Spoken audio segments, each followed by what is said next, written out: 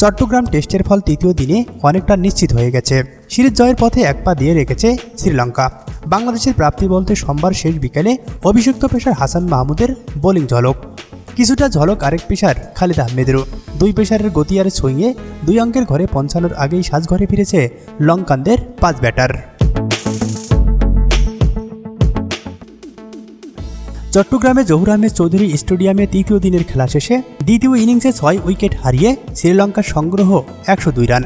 50 বলে 39 রানে অপরাজিত আছেন অ্যাঞ্জেলো ম্যাথুস এবং তার সঙ্গে 17 বলে 3 রানে অপরাজিত থাকা প্রভাত জয়সরিয়া। উক্ত ম্যাচে হাসান একাই নিয়েছেন 4 উইকেট, বাকি 2 উইকেট শিকার করেছেন খালেদ আহমেদ। এর আগে শ্রীলঙ্কার প্রথম ইনিংসের 531 রানের জবাবে বাংলাদেশের ইনিংস থেমেছিল 178 রানে। দিন শেষে 544 রানে এগিয়ে আছে শ্রীলঙ্কা।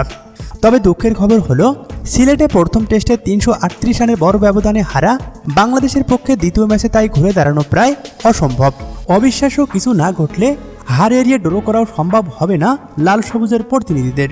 2-0 ব্যবধানে সিরিজটা তাই অনেকটা নিশ্চিত হয়ে গেছে শ্রীলঙ্কানদের।